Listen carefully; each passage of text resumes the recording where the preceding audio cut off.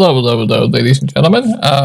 If you don't know who I am, my name is Shook. I make NBA DFS content, prize picks content, all that good stuff. And yeah, all these videos that get posted to this subreddit, I'll have it linked down below. A lot of other people post content here. Just ignore this stuff. This just unbelievable stuff. But really good content on this subreddit. But my posts are here. I'll have it linked down below. And yeah, I make updates with all the news that comes out throughout the day. Could have some news tomorrow with Mike Conley. You can ask me questions leading up to lock about the slate, pretty much anything you need. I'll have it linked down below. I'm going to do my best to cover Showdown the best I can. I know 2-game slates are ending, so I will do my best to cover Showdown. Now, I have my lineup up from the other night. Got that done. I am dead tonight, but I think there's some edges that we can find on this Showdown slate. If you watch the playoffs, usually, okay, so I'll try to explain it in the easiest way possible. For regular season, sure, you don't have to watch basketball to be really, really good at DFS. But personally, for me, for the playoffs, I think if you watch the games, you can gain a pretty good edge. I'll talk about some of that stuff in this video. But let's go over my lineup from yesterday. First off, I'm dead from today. I played for blowout in the Boston game. It stayed close, but this is my lineup from yesterday.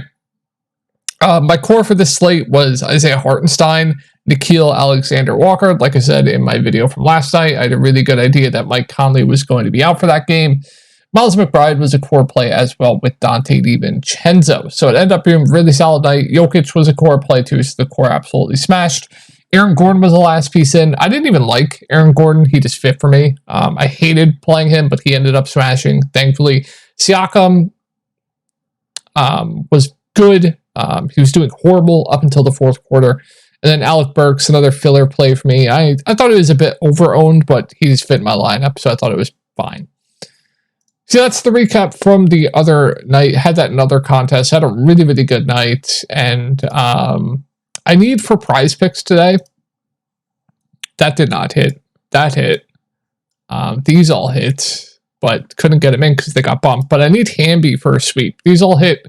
So yeah, rooting on for some WNBA tonight. But yeah, if you're looking for more in-depth content, prize picks for WNBA, NBA, baseball, once NBA is over, I'll have content.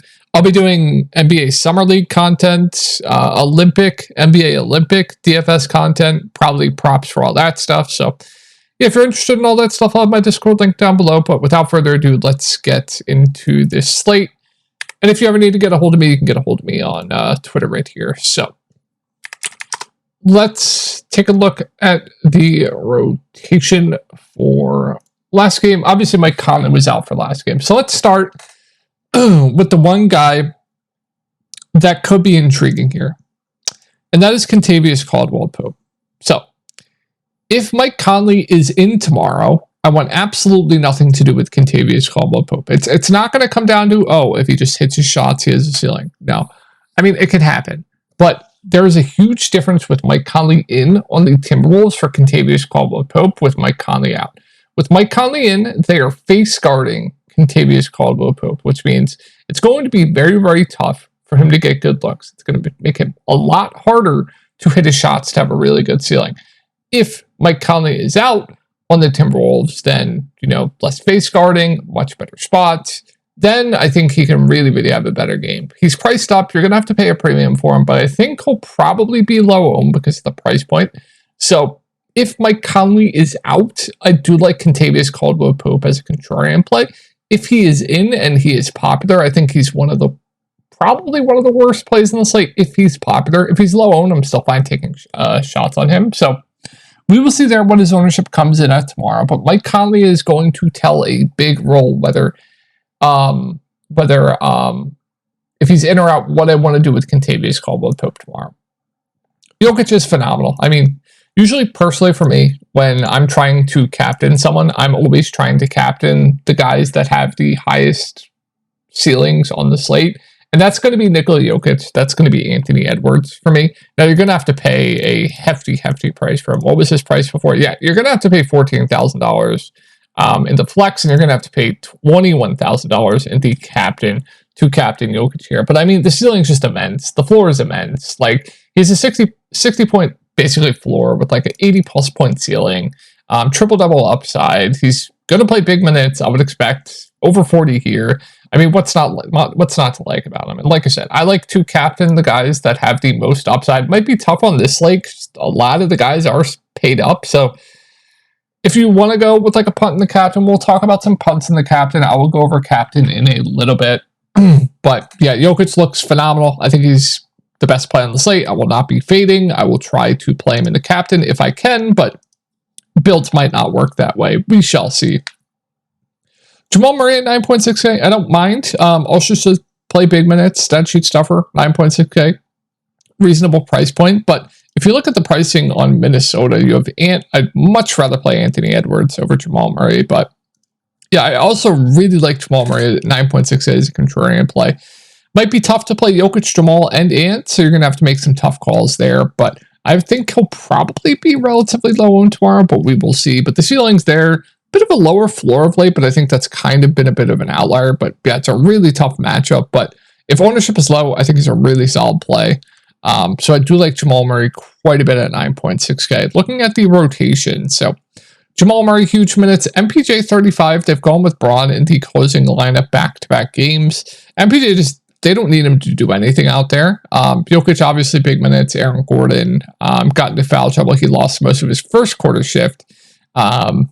Should play big minutes as well. And then, yeah, Braun's been a significant part of this rotation. Justin Holiday's been losing minutes. So, yeah, MPJ, Aaron Gordon. So, right now, even if Aaron Gordon's more popular than MPJ, I'm probably going to give the edge to Aaron Gordon. His role right now up in this matchup going up against the Timberwolves is just much, much better. If you guys have been watching the games, they are just leaving Aaron Gordon wide open. He'll sit in the corner of the three-point line, and then he'll just cut to the rim for easy baskets. Like, it's the freest stuff. They're leaving him open to shoot, which I think is correct. They should be doing that. But should play big minutes as long as he stays out of foul trouble. Like I said, he did lose most of his first quarter shift with those two quick ones. Been grabbing rebounds at a high clip. Should play big minutes. He's 8K. I think he's very, very solid. More of like a filler play for me. Like, I'm not going to go out of my way to play MPJ or Aaron Gordon, but yeah, I do prefer Aaron Gordon to MPJ. The role is just much, much better. MPJ, they don't need him to do anything in this series right now. He can't hit the broadside of a barn either. Tougher matchup for him as well. So yeah, prefer Aaron Gordon to MPJ. We kind of already talked about KCP, and then I like Christian Braun quite a bit for value. I think he'll probably be chalky tomorrow. I think it's for good reason. I'm expecting similar minutes, over 20. Guy that can shoot when he's out there. When he's hitting his threes, he does have a ceiling as well. Now, he might go a bit over-owned. Like, he still has a really low floor because he's not going to be high usage when he's out there, right? He's going to be really, really low usage. So the floor is really low on him, but with the minutes he should play at this price point, I think it's definitely solid for value. I don't mind that either. And then Justin Holiday, minutes have ticked down of late. Should play around 15 minutes. I also think he's firmly in play as a pump play. So yeah, like both the pump plays here for Denver. Reggie Jackson, his minutes have ticked down of late. The only reason he got more minutes in this game was Jamal Murray got into foul trouble in the first quarter, which Jamal Murray just never fouls. So that's why he got about 10 minutes in that game. So like, he's not really going to play much. I find it hard for me to go there at 2.4K. Jamal Murray just doesn't foul much at all. So yeah, I don't think there's a path for Reggie playing more than like 10 minutes. I'd probably much rather just play Christian Braun or Justin Holiday. And I think that's going to be it. Watson basically been a DNP unless the game blows out. There have been 2 games where he's checked in at the end of the half, but it was only for like 30 seconds. So yeah, I think that's going to round it up for Denver. Let's talk about captains now on Denver. So obviously, like I was saying, I'd like to go, if I can, some slates don't allow with the pricing. A lot of these playoff slates are a lot star-studded, where the stars just dominate too much usage. So, yeah. If you can, Jokic is overall my favorite captain on the slate. When you have a guy that scores 80 plus in the captain, he is going to be optimal, most likely no matter what, depending on how the rest of the slate goes. So Jokic, definitely my overall favorite captain on this slate. But other captains we can get into here. So if you want to punt, so it's going to depend on Mike Conley news, because I feel like NAW is going to be a popular captain if Mike Conley's out. Kyle Anderson even would be playable at captain too. But I don't know if that really has the ceiling to win you a tournament. You kind of want all the upside you can get. But Other captains on Denver, I don't mind Aaron Gordon. Like I said, I do like him quite a bit. KCP is viable if Mike Conley is out to me. And then I don't know if it gets like a Braun or a Holiday. I mean, it's doable, but definitely I don't think it's the best.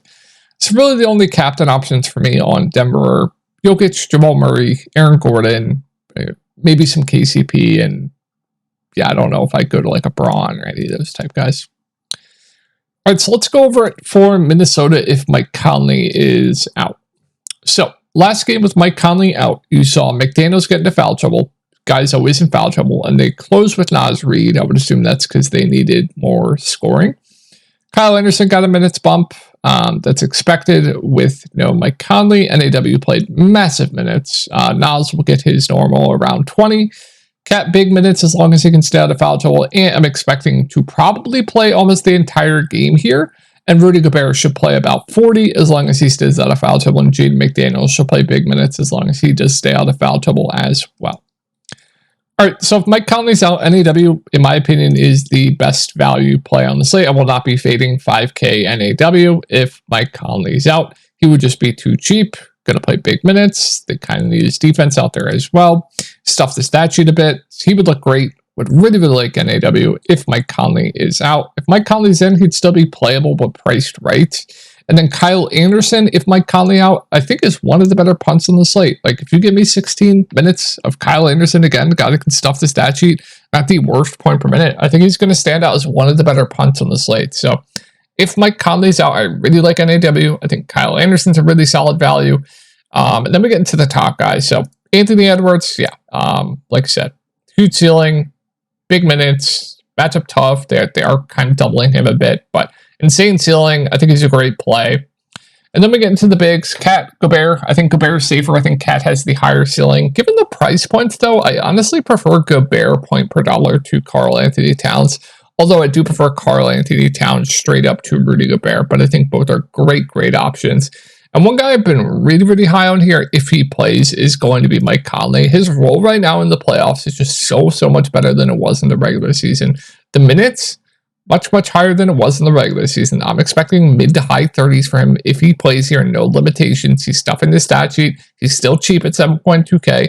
I'm going to like Mike Conley a ton in GPPs tomorrow as long as he is full go.